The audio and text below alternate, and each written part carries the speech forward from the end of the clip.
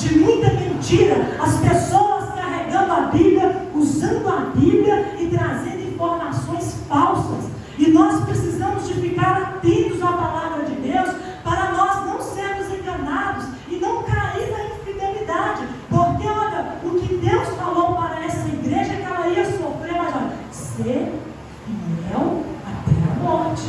Olha a exigência de Deus para todo cristão. Passe o que passar, seja fiel até a morte. Porque só vai herdar todas as coisas quem vencer, como foi cantado aqui. Não era um sonho, era realidade. João viu a cidade santa para os crentes sendo preparada. Quem tem ouvidos ouça o que o Espírito diz às igrejas. Jesus Cristo está voltando. Te prepares para que tu veja. Não, Jesus está voltando. Só vai ver, só vai participar de tudo aquilo que foi mostrado a João.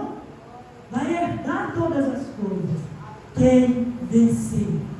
O que é que eu e você precisamos vencer? Primeira coisa é vencer nós mesmos.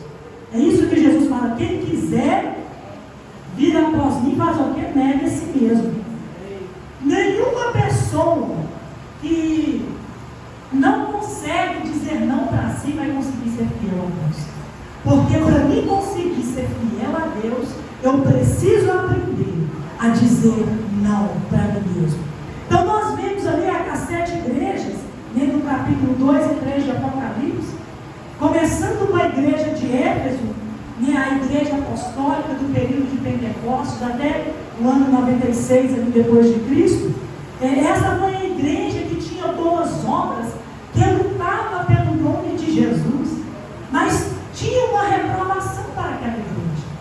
Olha, vocês abandonaram o primeiro amor. Lembra de onde caíste. Conserta.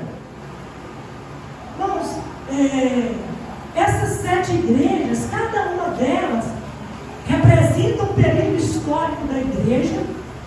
Era uma igreja que existiu na época de João e também representa fases que um cristão ela pode passar. Às vezes tem aquela fase que a gente está tão animado e a gente faz visita e a gente contribui, passa esta base, tem muita ação social e aquele amor, luta pelo nome de Jesus.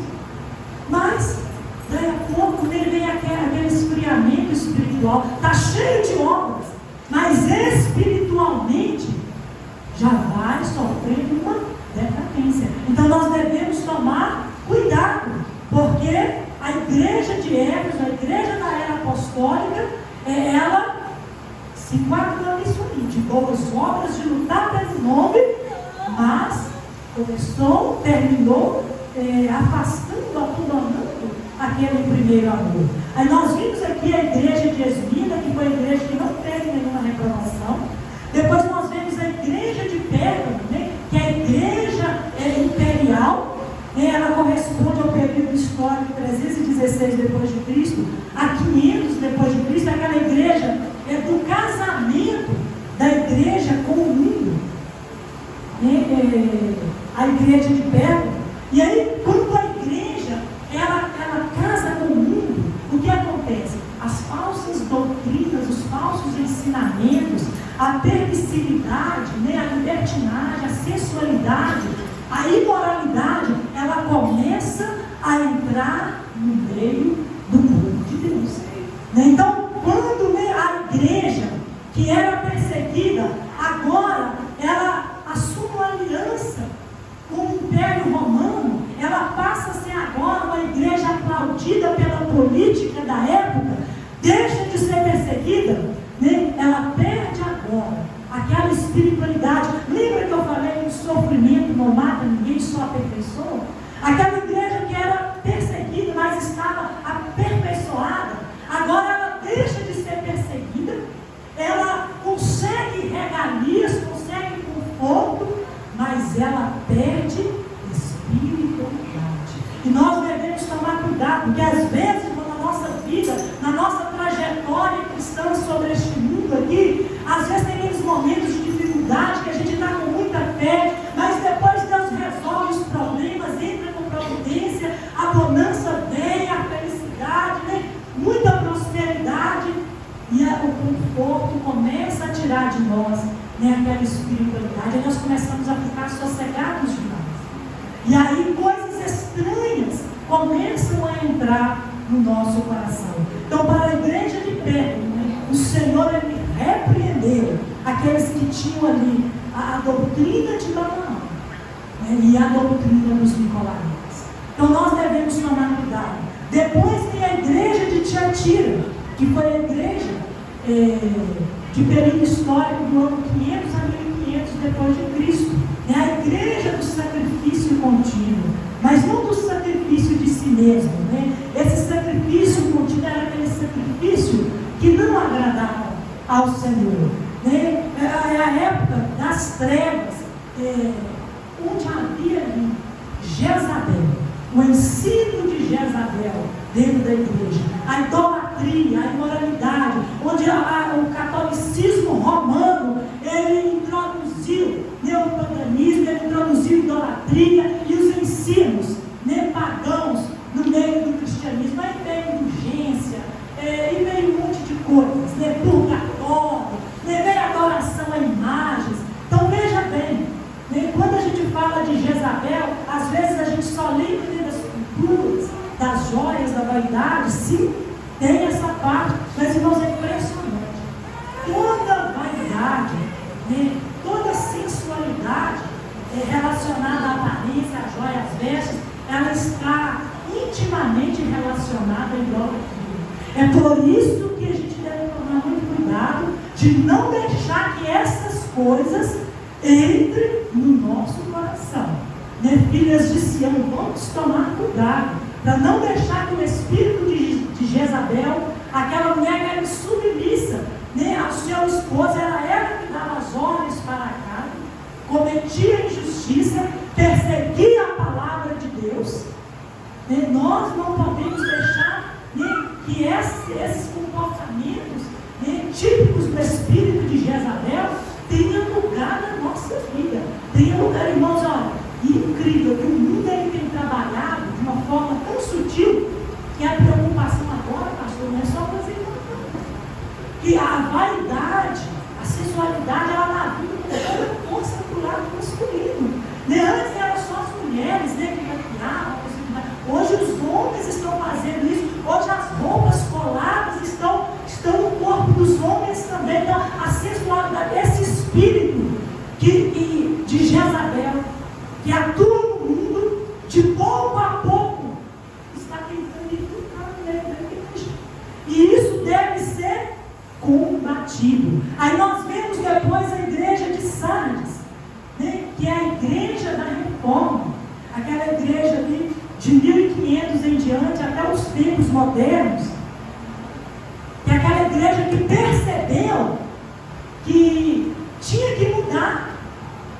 Martinho Lutero começou ali com suas 99 teses, que não tinha nada de purgatório, que não tinha que dar indulgências. Ele começou a ver, e aquela igreja que tentou trazer alguma mudança, mas os laços, as raízes, ainda estavam no paganismo. Então começou-se um movimento de mudança, mas esse movimento ele foi só superficial, ele não foi de raiz. Para esta igreja, a mensagem do Senhor foi que ela tinha nome de viva, mas que ela ainda estava morta. Então nós devemos tomar cuidado, não deixar que esse espírito de uma vida superficial ela venha tomar conta de nós. Nós precisamos de ser cristãos, de sermos adoradores em espírito e em verdade. Sabe por quê? Porque Deus se importa. Tem muita gente assim, Deus não importa. Quem que falou isso? Jesus, não é isso? João 4, 23, Deus está à procura dos verdadeiros adoradores, daqueles que adoram em espírito e em verdade. Ou seja, Deus importa. O verso 24 fala, Deus é espírito. o adorem em espírito e verdade. Então Deus está importando com isso, irmãos. Deus está procurando. Se Deus está procurando, é porque Ele não está achando. A gente procura uma coisa que está diante dos nossos olhos. A gente procura algo porque está difícil de encontrar. Então, olha, como que Deus está olhando para nós? Ser fiel até a morte. Aí nós vimos nessa igreja da Reforma, nós vimos descontando também a igreja de Filadélfia, que é aquela igreja do amor fraternal.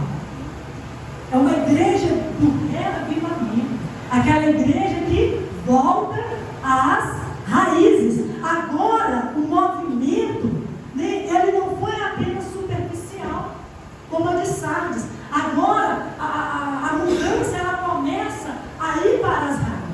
E aí nós vimos, um movimento apostólico, como o movimento da Rua Azusa, que deu origem ao movimento missista no mundo. Então, irmãos, olha, a esta igreja, o Senhor Jesus fala que há uma porta aberta para ela, e ninguém pode fechar.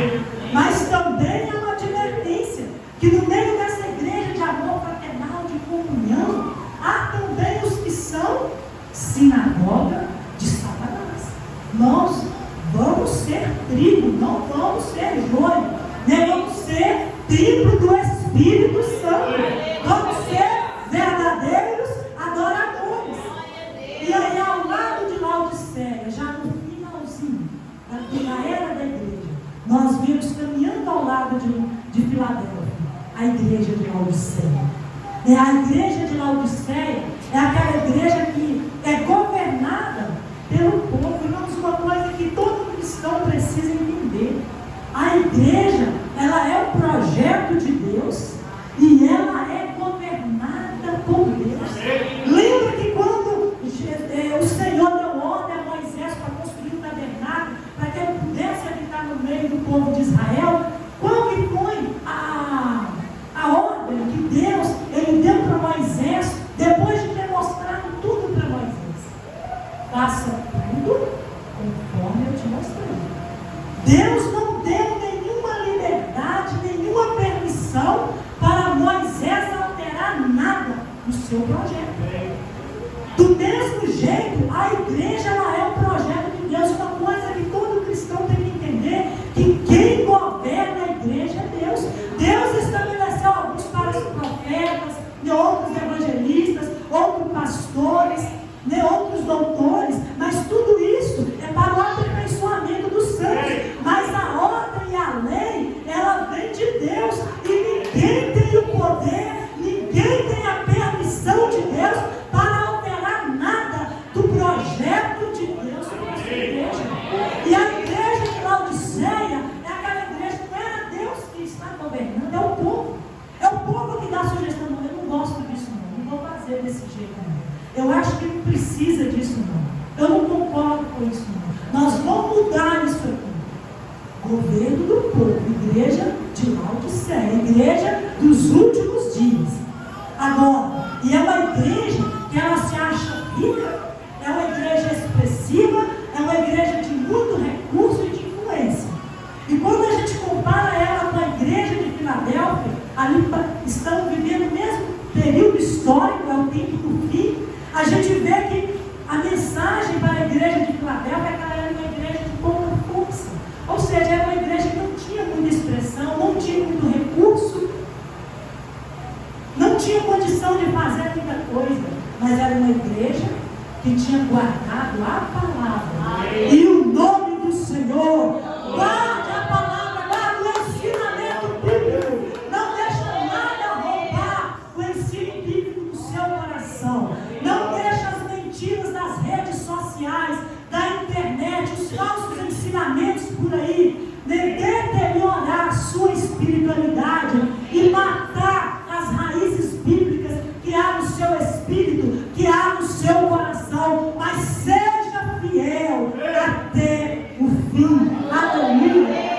Esse é tipo de apostasia, e mais do que nunca Deus está procurando pessoas fiéis. Irmãos, a trajetória da igreja lembra muito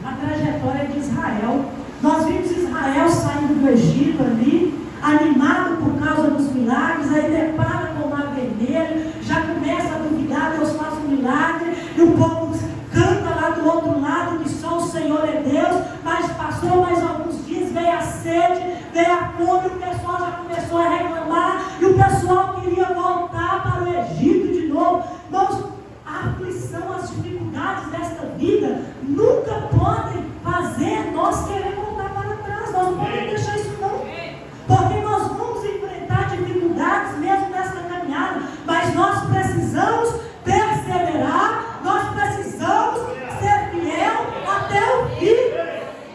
A Bíblia fala no livro de Isaías, capítulo 30, e as horas passam muito rápido, verso 9 e 10, a palavra de Deus, ela fala a respeito do povo de Israel. Olha, este povo é um povo rebelde, são filhos que não querem ouvir a lei do Senhor. Eles ordenam aos videntes, não veja, ordena aos profetas, não profetiza justiça para nós, não profetiza para nós o que é certo fazer, que nós não queremos não. Profetiza para nós aquilo que é agradável para a vida, profetiza para nós ilusões. Irmãos, e quantos estão à procura disso, de ilusão? Olha, igrejas cheias por aí, atrás de mensagem de prosperidade, isso, atrás de mensagem, né, que simplesmente vai ali massagear o ego, mas que não traz mudança, que não traz salvação, que não muda a situação da vida da pessoa. Mas em nome de Jesus Cristo, nessa noite, eu quero que você saia daqui com aquela mentalidade de servir a Deus em todo o tempo, de ser fiel, de falar assim: olha, Senhor, que o teu servo ouve, de sermos geração como Samuel, como Daniel, de sermos como Jó, que perseverou ali na prova, que não recuou, que foi fiel, e o quadro dele foi mudado. Aleluia! E a Bíblia nos fala em 1 Coríntios, no capítulo 10, verso 11, que todas essas coisas sobreveio aos israelitas como exemplo, e foram escritas, registradas na Bíblia, como advertência para nós, sobre quem já chegou o final dos tempos. Fala para o seu irmão assim: o final dos tempos já chegou. O final dos tempos já chegou, irmãos. Filadélfia e Laodiceia estão lado a lado. Joio e trigo estão juntos. Templo do Espírito de Deus e sinagoga de Satanás, infelizmente, estão aí juntos. Agora, nós é que determinamos quem nós vamos ser. Se nós queremos vida eterna, se nós queremos herdar todas aquelas coisas que João viu, vamos ser fiéis. Paulo era advertido a Timóteo, ele fala no capítulo 4 de 2 Timóteo, o verso 3 a 4, olha: porquanto surgirá um tempo em que não suportarão o santo ensino, antes terão coceira nos ouvidos e reunirão mestres para si, de acordo com suas próprias vontades. Essas pessoas recusarão a dar ouvidos à verdade e voltarão às fábulas, voltarão a historinhas, voltarão a mitos. Irmãos, eu não estou aqui para pregar nenhum mito para ninguém, nenhuma historinha, né, de chapeuzinho vermelho, de princesa. Eu estou aqui para falar de filhos de Deus, de redimidos, daqueles que foram libertos do pecado e santificados, remidos pelo sangue de Jesus, que estão caminhando para chegar aos céus. Eu quero uma igreja preparada para encontrar com Cristo nos ares, e não para ficar aqui nesta terra sendo reprovado e recebendo a ira de Deus. Aleluia! Glória ao nome de Jesus. Nós estamos falando sobre ser fiel até a morte. Em Provérbios capítulo 20, o verso 6 diz: muitos proclamam a sua benignidade, mas o homem fiel, quem o achará? Quem achará o homem fiel? A Bíblia também fala no livro de Salmo 102, no Salmo 12, no verso 1: socorro, Senhor, são poucos os fiéis na terra.